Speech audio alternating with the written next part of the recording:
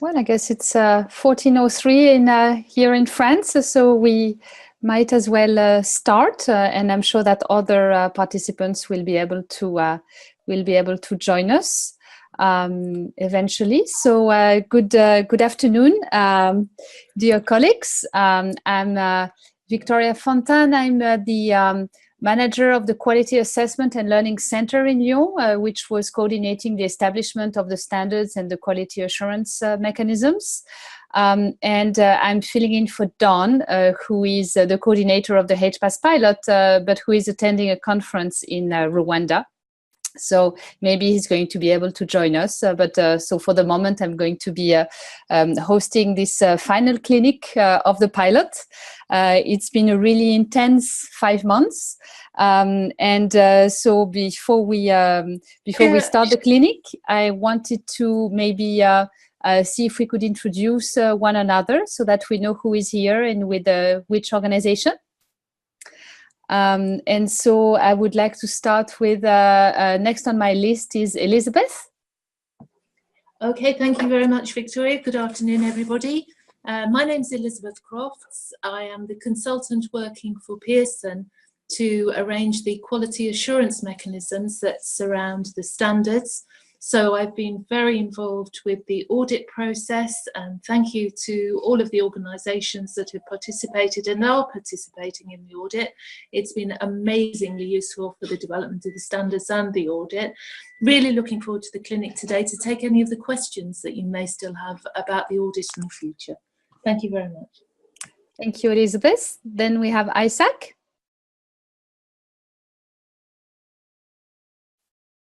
Who is not on mute, but then we're going to get back to you, Isaac. Then I have Alberto and Jean-Marie from Calou.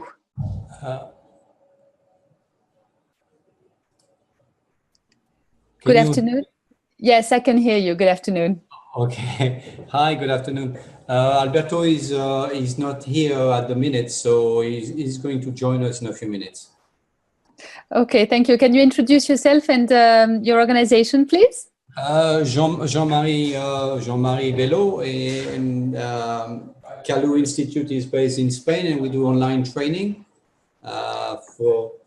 Here is Alberto. He will tell you a bit more. I got his chair. Hello, Alberto. Hello. Hi. How are you? Very well. We are introducing ourselves to the rest of the participants for the start of the clinic. Okay.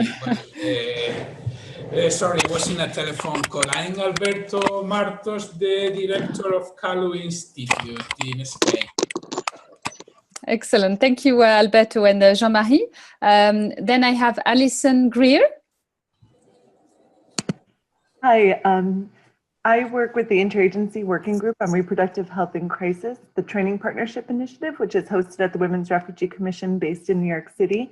And we were piloting the quality learning provider standards, as well as we undertook an audit. Thank you. Then I have Anna Urgoiti. Yes, hello, this is Ana Urgoiti. I am a consultant working with Bioforce, and I have been responsible for the development of the assessment provider standard. And I am based in Spain, currently in the south of it. Thank you, Anna. Then I have Angharad. Hi, everybody. I think everybody knows who I am now, but just in case, I coordinate the learning provider standards. Thank you, Angharad. Then I have Ashley Inselman. Hello, I'm not sharing my screen because it's still morning hours here and I'm not dressed for the day yet. So I've been on calls since about 5:30 a.m. and it's 8 a.m. here where I am in the US. So I work for World Vision and we are currently badging one course. Wonderful. Thank you, Ashley. Then I have Colin Walker.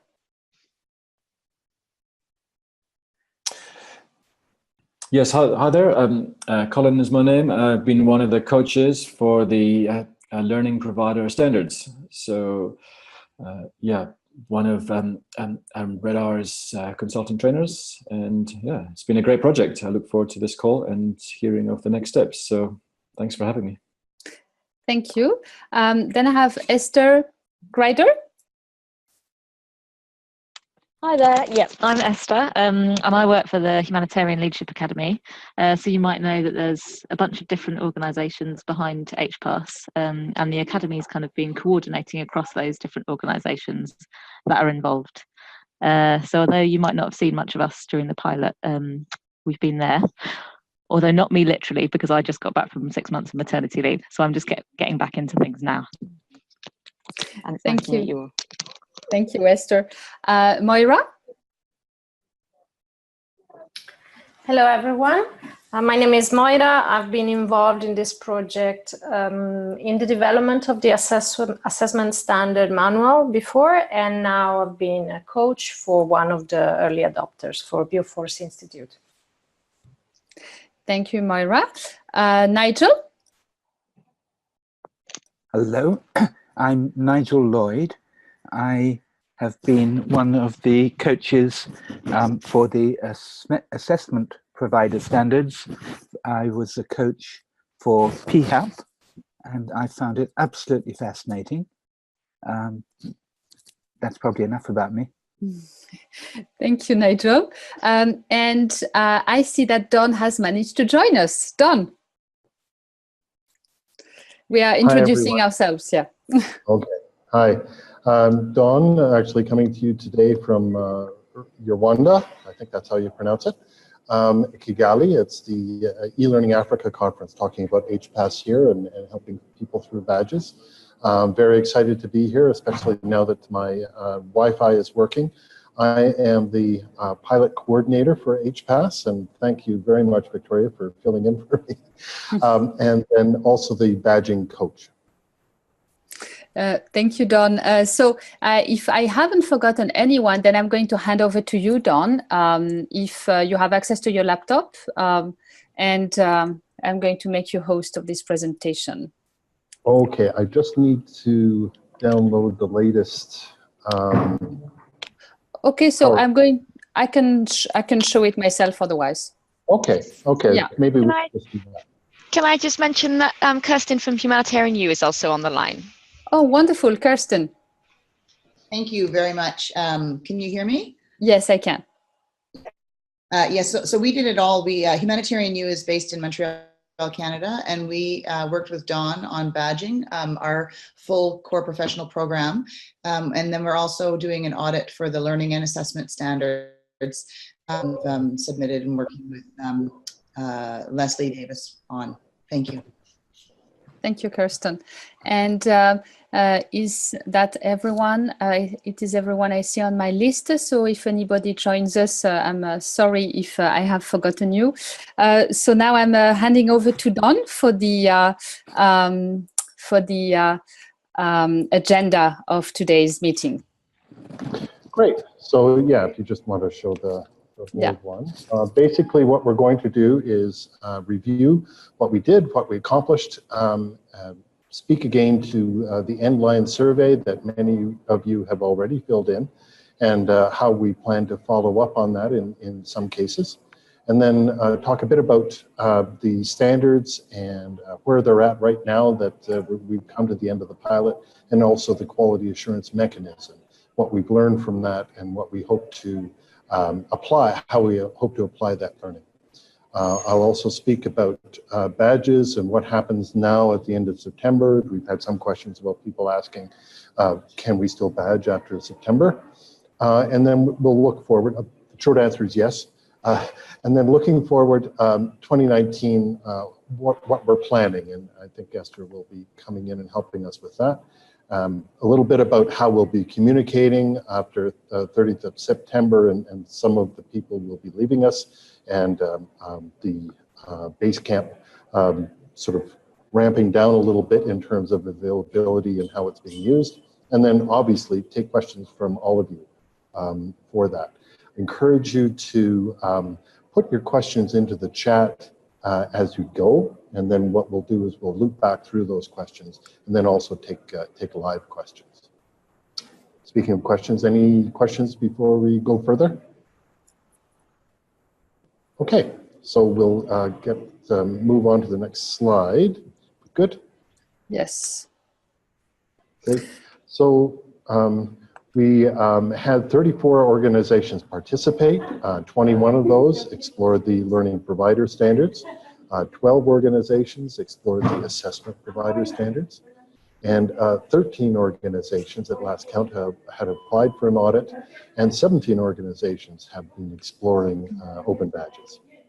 So that's basically, we're quite pleased with what we managed to accomplish, both in terms of the number of things that were touched and also the diversity of the organizations. We strove hard to choose not only large organizations that you might expect would be interested in this kind of thing, but also smaller organizations and also organizations in the front line of humanitarian aid. So just moving forward. So basically, we were showing you this in a previous presentation.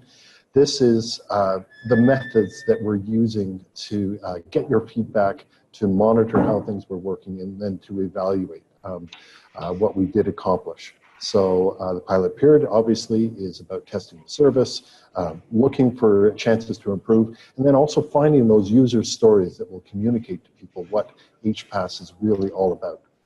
So over on the standards and quality assurance, actually first, perhaps, I think what I'll do, just so I'm not talking all the time, is if we can maybe get Angharad to talk about the baseline survey and how we did that, and then segue into the over on the left-hand side of the diagram there, Angharad. Sure. So as you know, we put a lot of emphasis during this pilot phase on monitoring and evaluating. And that's because we really wanted to gather as much information as we could for this next part of the project, which is when we'll be revising all of the materials that organizations have piloted over the last few months. So all organizations who were piloting standards and badges were asked to complete a baseline survey, as you know. And there were also opportunities during the web clinics that were held periodically to ask questions and answers. And we documented a lot of information from those, as well, as it was a really great chance to get some more qualitative feedback. In terms of the standards and the quality assurance mechanisms, then the self-evaluation forms that were completed by piloting organizations and the action plans that were created subsequently will prove really valuable information in revising both the quality assurance mechanisms, so the tools that we used, and also the content of the standards and the guidance that's provided around them. The online feedback form has been completed by quite a large number of individuals, and that's an opportunity to provide much more detailed feedback about any of the materials that you've been using. So if you've got any feedback around terminology, use of language, a particular key action that you think needs to be clarified or changed, that's the opportunity for doing that. That form is actually still live if you do have any feedback for it, but it will close shortly. In terms of our coaches, we've had feedback from them in the form of milestone monitoring reports, which has been really valuable insight into the journey that they've gone on and their organizations have gone on as well. And we've been hosting focus group discussions with them as a chance to talk in more detail about their experience as a coach and what they found has worked and what they think could be improved upon in the next phase. The auditor as well will be completing a survey to share their experience of auditing organizations, and again that will inform changes both to the quality assurance mechanisms and to the standards. And organizations who have undergone an audit are asked to complete an additional survey that focuses just on that experience of being audited. And Don, shall I pass over to you just to talk about badges before we come to the end line survey? Sure. Just to say that there's some other ways to find information related to the fact that they were using technology. And one of them is that the people have been applying for badges as part of the learning pathway for the badging fundamentals. So there's some really interesting reflections in there that are providing some anecdotal evidence of user stories. And then we also have one of the steps in the badging fundamentals has been a workbook basically saying, please design a badging system.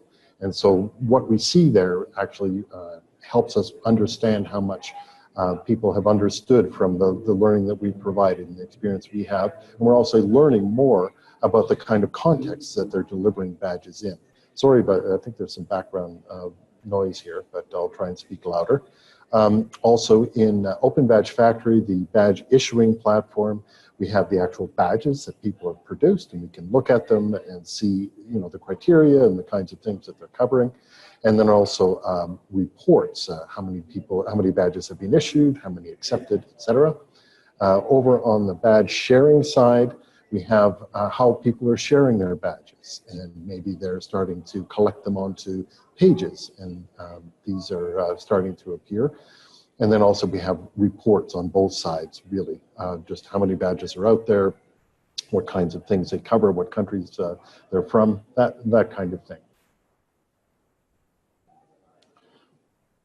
So have you spoken, Anahad, about the semi-structured interviews? I believe you have, right? No, so I was just about to mention that the online survey for participating organisations is due by the end of September. Yes. I'll just copy the link into the chat function so that everybody's just got it. It's on Basecamp, it's gone around by email, etc. And then just in addition to that, we have been requesting some semi-structured interviews and focus group discussions just to gather that more qualitative, in-depth feedback from people. If you're interested in participating in one and have got the time, we really appreciate that. So just please let us know.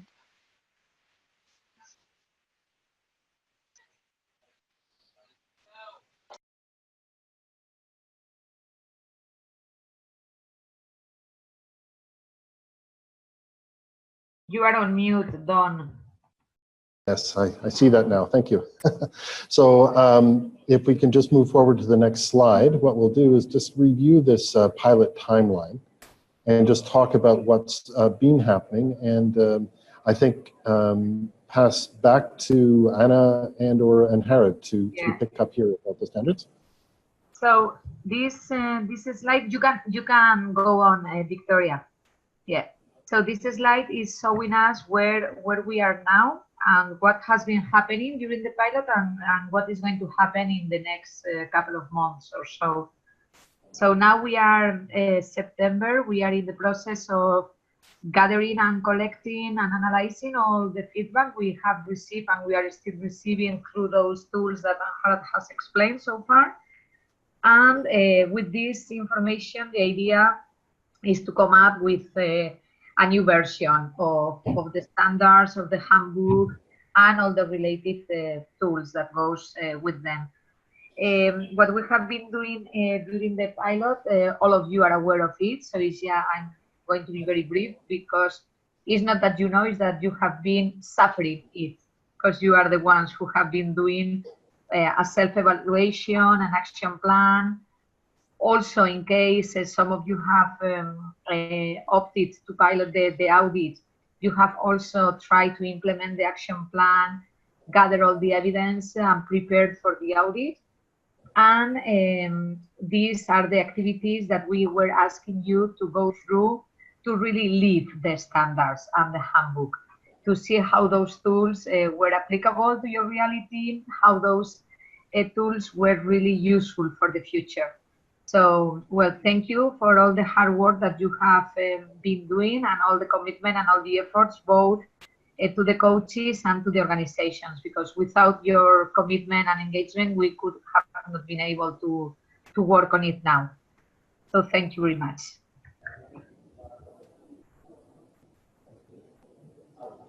So for the quality assurance mechanism, do we have Elizabeth with us today? I'm sorry, I should know. Yes, Elizabeth is here. Maybe she is on mute. I was on mute, yes, sorry. Here I am now. Thank you. Yes, the quality assurance mechanisms, well, unsurprisingly, really, most of the organisations have requested audits late on in the pilot period. So that has given us a period of time to try and organise things as soon as possible. But most audits seem to be happening in the month of September. We've had 2 audits already that have gone to the approval committee that sat in September, and there will be another approval committee at the beginning of October, where I think we're going to be quite busy as committee members looking at a lot of reports that are going to be coming in. We're piloting visits as audits. Remote audits haven't happened, but electronic ones have. So people submitting evidence by electronic means. And this usually is taking a little bit longer, but it is working, and again, providing very useful information to us about the future and how we can conduct audits. The auditors have been in contact with organisations very easily, I hope, but this is where we're asking for your feedback. We need to know the high points, the things that went really well, and we need to know what hasn't gone so well. Please don't hold back on telling us anything that you think could be improved. For instance, it's been found that the self-evaluation form expands to anything up to 70 pages once the auditor's comments are put in there. Now that's quite useful because everything is together, everything is in one place. But for the approval committee, it's proved a little bit of a struggle at the first meeting to actually review it. So we've come up with an internal process of review that is making it a lot easier. But one of the things we'd like to hear is it useful having the report form in the self-evaluation form? You'll be sent a questionnaire, but if you'd like to give additional feedback, you're always, please feel free to email me at elizabeth.crofts@outlook.com or to the hpas@Pearson email, which everyone should be aware of. The audited organisations will be sent questionnaires as soon as they have been audited, and the auditors themselves are being asked for feedback about the process. For the future, well, we can see that the audit has to fit around the standards.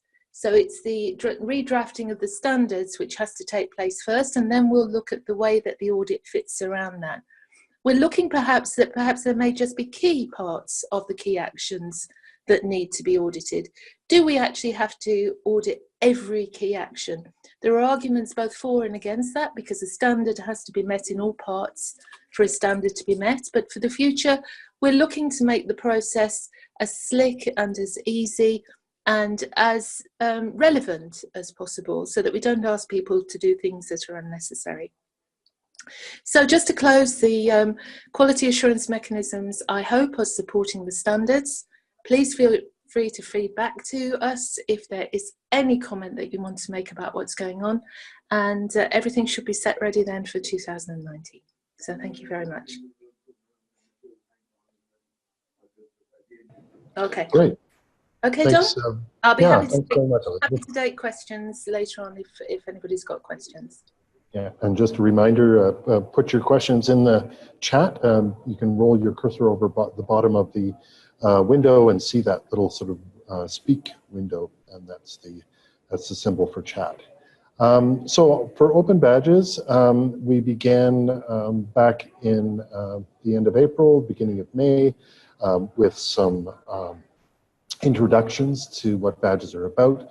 We developed a manual, basically a workbook, called Badging Fundamentals, that had 11 steps that involved, first of all, learning about badges, and then applying for a badge, and then registering your organization on Open Badge Factory, and then on through that, just touching the levers, the buttons of the system to get a good comprehension of what the service can offer.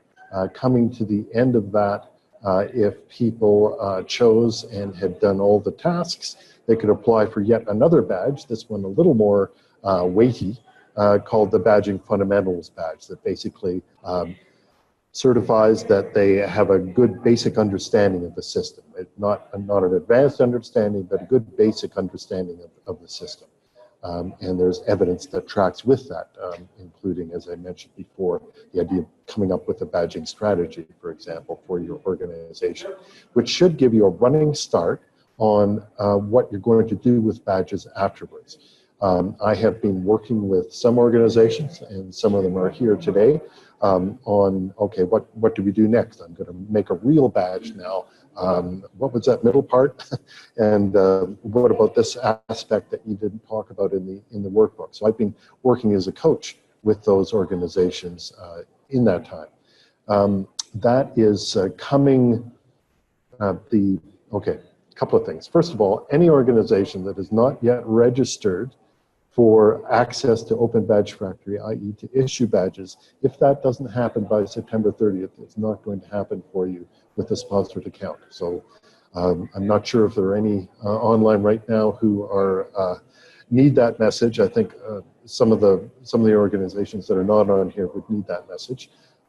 Those who have and are registered and are configured for HPAS, your connections will be good through to June 30th of 2019.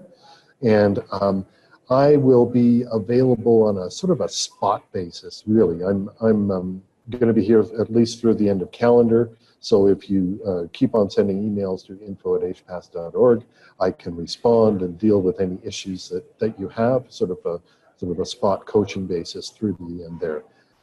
In the new year, it's a little more unclear what kind of support you can have, but certainly you will have access to your account. You can issue badges and continue in that way.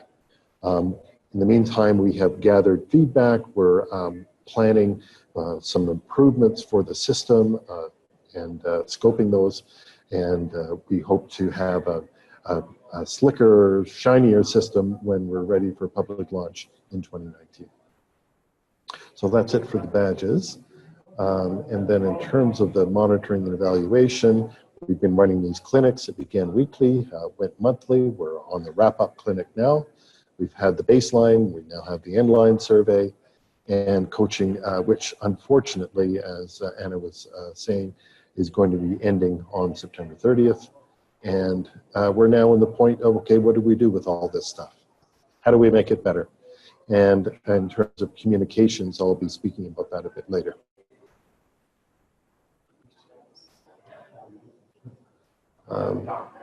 So I think, yeah, what we'll do is I'm going to hand over to Esther now to talk about what will be happening in 2019. And I think they're going to appear at different times because of edits that have happened here. So you might as well bring them all on, Victoria.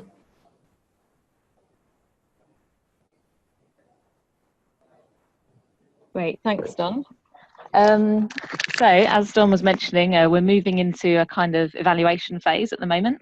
So we're going to be pulling together all of your different feedback through the surveys that you're filling in, and using that to inform improvements to the platform next year. And we're also hoping to get on board an external evaluator who will take a look at some of those survey responses and discuss with some of the staff involved in the process in order to help us draw some of those conclusions. And so once we've gathered those conclusions, we're going to be developing the HPAS service further. So I know Don's already got a lot of ideas around how we can improve it for next year. And I think we're going to be adding to those from the various feedback that you provide to us. So anything that you can give us is going to be really helpful in order to make sure that the service really meets everybody's needs when it's designed next year. We're hoping to further populate the site with different types of badges that can be earned through the system. So lots of the courses that are available on Kaya, which is the Humanitarian Leadership Academy's own learning platform, are being badged at the moment. So they'll be available through HPAS. And then PHAP's also been developing some certifications, 6 different certifications over the past couple of years, which currently are available through a different platform. But which we're hoping are going to also be available on HPAS next year. And as Don mentioned, your access to HPAS is going to continue until the end of June next year. So you'll be able to continue any work that you're currently doing on badging. And then we'll let you know further details about when the broader service is going to be made available in 2019. We don't have a clear date for that yet because we don't know how many improvements we need to make to it. But we're really looking forward to staying in touch with you and letting you know more about that. Great, thanks, Esther. And maybe we'll keep you on as we move to the next slide and talk about what the service tiers and how we see these at this point in time. As I say, we have a lot of data to sift through. This could change somewhat, but this is essentially what we're looking at for the future. And that is to say that there will be a public face to HPAS that anyone can see through the website. the website at hpass.org, and that'll be a chance to learn more about the vision, look at the standards, download the standards and related tools, look at the quality assurance mechanism, perhaps even self-assess yourself against the standards if you want to do that, and then learn about open badges. Up from there, we're looking at a paid level for HPAS members that would be appropriate for large and small. That would include the ability to issue badges. The reason for that being is to get across the standards and get across compliance with the standards. So HPAS approved organizations, for example, would have badges that would say that. So that service is included. It's a chance to promote your organization, apply the standards themselves, really through self-evaluation and your own action plans, with the option of bringing in coaching services. And some of the coaches that have been working during the pilot will be seen again at this juncture. Esther, do you want to deal with the recruiter and the provider, approved provider? Yeah, sure. So HPAS Recruiter, I guess, is targeted in a way at employers, so enabling employers to find qualified workers and volunteers using searching on the basis of their skills or on the basis of the badges and credentials that they've earned. So that's yet to be developed. That would be further developed in 2019, but it's kind of part of our long-term vision for the platform. And then HPAS approved provider is, I guess, what you're familiar with through the pilot already. So it's the ability to get audited against the standards and achieve that kind of rubber stamp that you're an HPAS approved provider. So then on the site, your badges would be almost kind of prioritized through the site, and your services would be signposted, and you'd just have that quality mark to show people that potentially want to use your learning or assessment services that you've met that higher standard of quality. Yeah, so those are some of the things that are in development next year, and the standards are well underway, and the employer-focused element is yet to be developed next year. Okay, thanks very much, Esther. If we can move to the next slide. And just to speak to the notion of communications after September the 30th, we've been using Basecamp quite a bit, and many people have found that useful. Some people have found that perhaps a little over communication, especially if they haven't filtered what they want to hear. You'll be happy to know that the volume of traffic will go down, and what we'll be doing is more responding to queries and reaching out to you individually. If you want to reach out to us, that will be through info@hpass.org, which I'm currently answering that inbox. And then obviously on hpass.org itself, there's a chance to give your feedback on the site there, download the documents, give your feedback on those. So that is what's going to happen from the fourth quarter of 2018. Rolling forward into 2019. We're going to bring down the level of communication from Basecamp. I will say that if you're badging, those documents will still be available on Basecamp because we're not offering those documents publicly. That's what I'm talking about, the semi-private badging documents there. So that's great. If we can move forward from there. And that's it. Questions, feedback? Has anything come through the chat? I can't quite see. Don, in the chat there are two interesting questions. Okay. One from Ashley saying, can you kindly tell us who is making the decisions about how HPAS moves forward? Is this the working group that several of our organizations are involved in? This is one, and then there is another one. But maybe we can. A great question for Esther. Yes. So HPAS is kind of a collaborative initiative between a number of different organisations that all sit together on a steering committee. And so among those organisations are the Academy, Beaforce, Redar, Pearson, PHAPS on there. So there's a number of different organisations, and the committee meets 4 times a year And that's basically where the plans for how HPass is going to move forward get signed off. And so at the moment, the input from users of the site is through things like this pilot. So we're hoping to get as much feedback as possible from you guys through the pilot, which will then be integrated into how HPass moves forward. Great. I'm just checking that if there's a list of organizations on the website, and I'll point you to it. But can you just tell me what the next question is while I'm doing that? Someone? Yes, the next question is from Kirsten asking if we are part of the original cohort of HPass pilot members, will the fees for membership to HPass be waived? And then there's another question from Kirsten after that. I think I can handle that one. Basically, it's to say that for people who have undergone the audit, there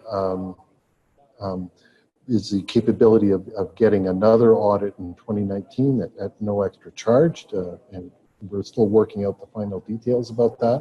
But in terms of HPass member and those other service tiers, there's currently no plan for a cost reduction for that.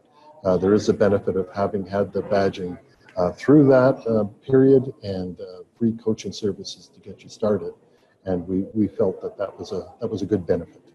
But always open to your feedback about that. Thank you, Don. And then Kirsten's other question is, I'm not clear on the semi-private badging. We issue badges as part of our certification path now. Will we still be able to issue these? Will there ever be any other organizations to be invited to be committee members, or is it a closed committee?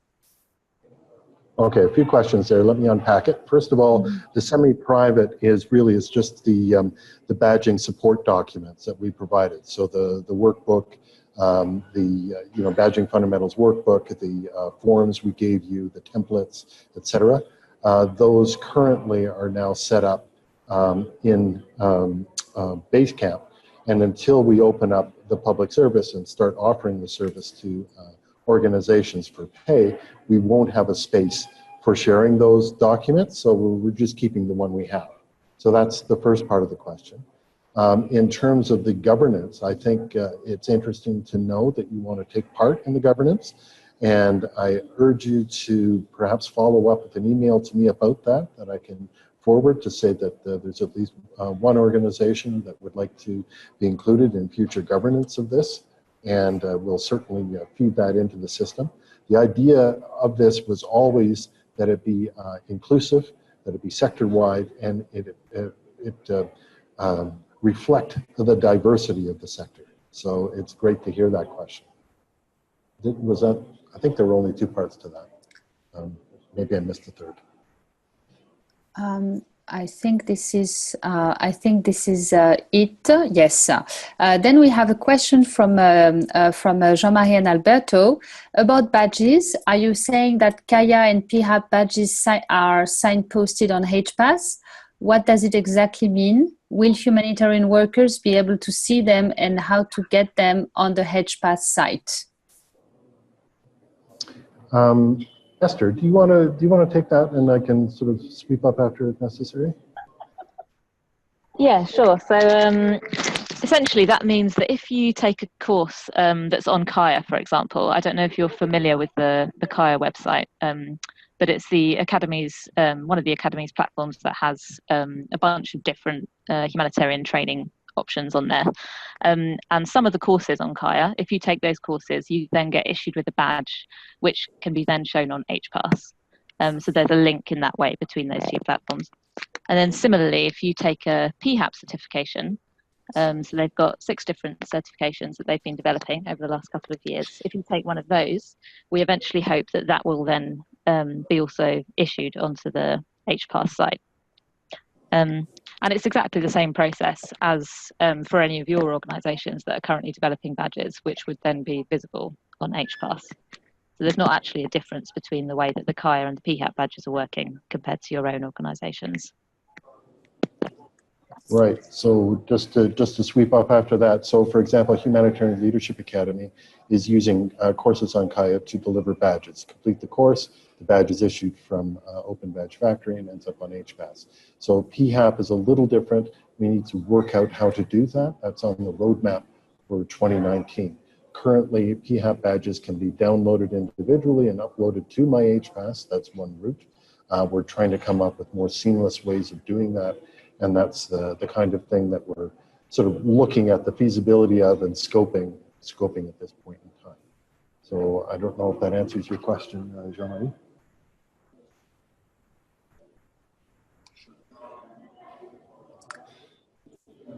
And we don't have any other questions on the chat at this moment. Great.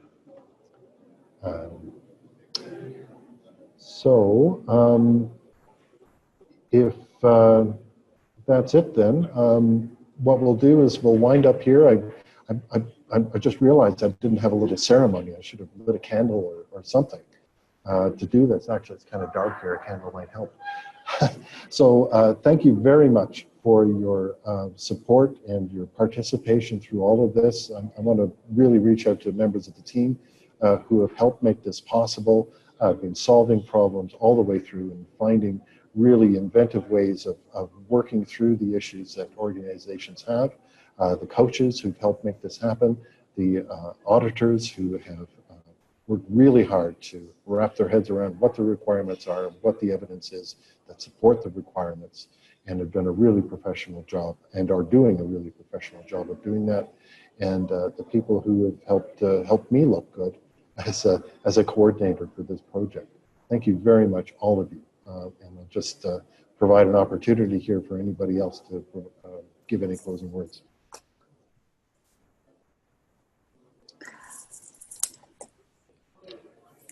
And Harrod, you must have something to say. Why would you think that? What would I like to say?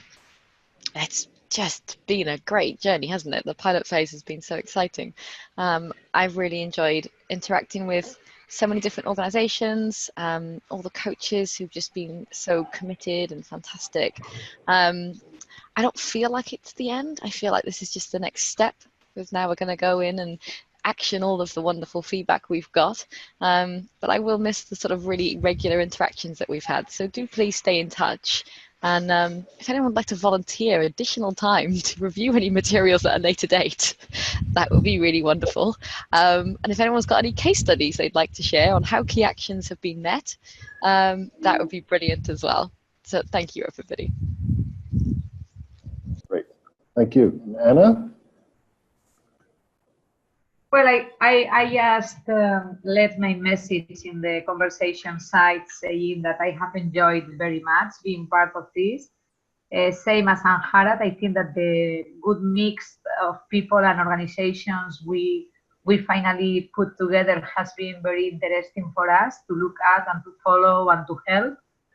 And I think this was part of the richness of this project. I mean, as you have seen, even the team that has been working together for many years on this is quite multicultural, diverse, a lot of different personalities, ways of understanding and approaching the job, the tasks, the philosophy. And I think this is always something that enriches us a lot. And I have been having a lot of fun, which is for me one of my key criteria to choose a consultancy, to have fun. So I got it, and I hope I will still have much more fun by revising the products, and then who knows, maybe next year being one of those advisors. So thank you, everybody, and thank you, Dawn and Victoria, for your coordination, and Esther for your invaluable support. I mean, you have always been there, maybe not every day, but we knew you were there. So thank you very much. Great, thank you. And maybe a word from Elizabeth, and then we'll close with Victoria. Thank you very much. Yes, what else can I say? It's been a wonderful journey, and I think one of the things that I would like to remind everybody is that what has been developed and is in the process of even now improving is a quality product. I think the way that everybody has embraced quality right from the very beginning at those workshops that we held consultatively throughout the world, one of the big words that kept coming forwards was quality. And thank you to everyone in the sector for wanting to ensure that quality threads all the way through the service, right down to the beneficiaries. It's an incredibly important time at the moment to prove that quality. And I think these standards do that. I think they prove that the quality of learning and assessment provision that organisations are providing, if they meet these standards, then it can be an assured quality. It's been great fun coming from outside your sector into a sector that Pearson hasn't always worked in. We work in every other sector regularly: health, business, engineering. The humanitarian sector has not been a sector that has had the same focus as other sectors, and this is the start of it. I think at the end of this, there will be an amazing framework of quality that will allow those providers to prove that what they're doing is absolutely to the highest quality. And I do thank all of the participating organisations for showing that quality and being willing to drive up quality even further. Thank you all so much. It's been a wonderful journey.